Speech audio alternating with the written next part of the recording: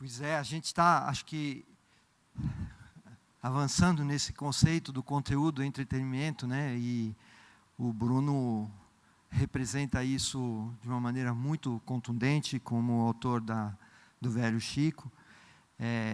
O Bruno é graduado em design gráfico pela Escola Pan-Americana de Arte, bacharel em comunicação pela SPM, vários intercâmbios fora do Brasil, trabalhou em várias agências, e foi contratado pela Rede Globo como autor de novelas. Acho que o Bruno representa também essa mudança geracional, essa necessidade de visão de mundo diferente que as gerações têm. E acredito que a gente vai ouvir um pouco da importância dessa amplificação dos conceitos que uma atividade numa rede como a Rede Globo tem para mudanças de comportamento de uma maneira geral, num tema tão importante quanto o uso da terra e a questão do uso da água. Bruno, se você puder.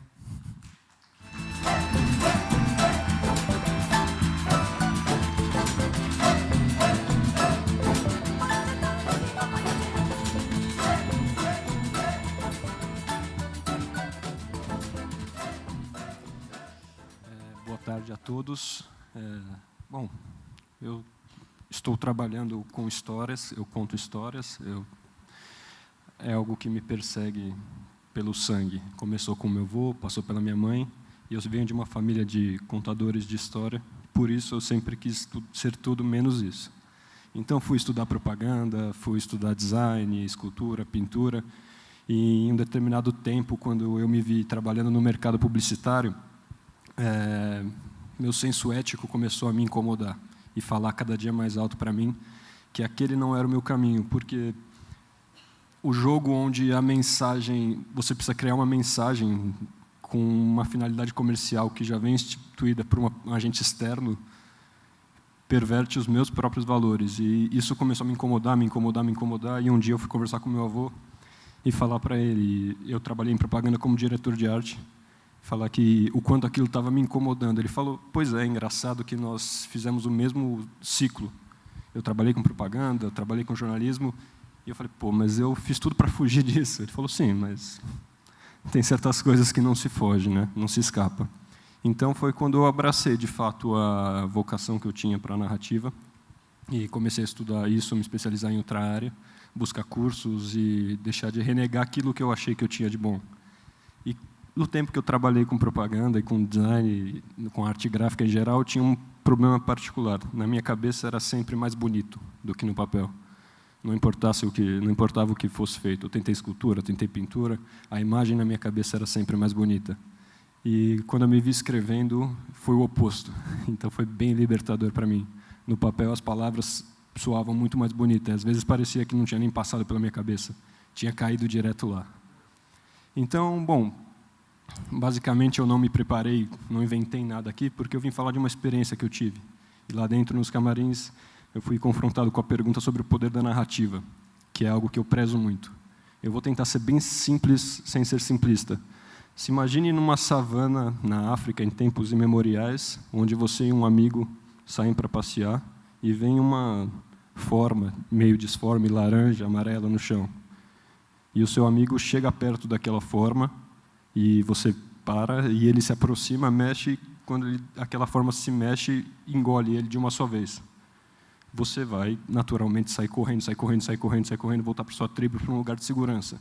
E a narrativa tem uma função, para mim, primordial. Aquela pedra, aquele objeto, não tinha um nome ainda, mas é um leão. Imagine que fosse esse o primeiro contato que alguém tivesse com um leão. O que você faria, naturalmente, seria voltar para os seus e falar, gente, se vocês verem uma pedra, alguma coisa estranha, amarela, que se mexe, foge. Porque a coisa é séria, o bicho é brabo. E aquilo ia ganhar um nome, aquilo ia despertar um sentido. Então, nesse pequeno trecho, eu acho que existe uma questão sobre a moral. A moral disso não quer dizer necessariamente fuja de um leão. Quer dizer, olhe com cuidado aquilo. Né? Não, vão ter aqueles que vão enfrentar a besta, vão ter aqueles que vão fugir, vão ter aqueles que vão se afastar, aqueles que vão ter curiosidade, vão estudar. Então, você, na narrativa, você não escolhe o que quem está escutando vai fazer com aquilo que está sendo dito, mas você diz algo com um propósito. E foi assim que eu entrei no Velho Chico. Era um projeto que a minha mãe, há muito tempo atrás, meu avô havia ido para o Rio São Francisco e viu, antes de escrever o Pantanal, que naquela história, nas águas daquele rio corria uma história para ser contada. A minha mãe, depois de muito tempo, isso foi nos anos 70, minha mãe, em 2000 e alguma coisa, começou a desenvolver uma história, uma sinopse sobre esse rio, uma história de amor, e foi diversas vezes para fazer pesquisas de campo. E nessa minha epifania de que a propaganda não era o bastante para mim, ela me convidou para participar com ela desse projeto. Nós entramos juntos e seguimos dentro da emissora em diversas reuniões, enfrentamos várias barreiras. Uma delas, inclusive, que quando a gente fez o pitch da novela, falaram, mas é uma ótima história para o canal Futura. De repente, não é uma novela da Globo, porque existe uma proposta ambiental muito forte, existe uma crítica muito incisiva ao agronegócio da maneira como ele se apresenta nos dias de hoje. O Rio São Francisco é um tema muito peculiar, tendo visto que não é de bom tom falar sobre transposição, sobre o agronegócio, o hidronegócio, enfim. Eu só disse para ela que se ela tivesse filhos ou família ou pessoas com as quais ela se preocupava, ela deveria se preocupar em comunicar esse tipo de conteúdo em uma telenovela. Então, de certa maneira, o que eu acredito que o meu trabalho significa, eu entro na casa das pessoas, muito mais invasivo do que um teatro, do que um trabalho no museu, porque, na verdade, eu estou dentro da sala de vocês, eu não. O conteúdo que é escrito, é encenado, ele está dentro da sala das pessoas. Então, eu acho que por trás disso tudo tem que ter uma responsabilidade.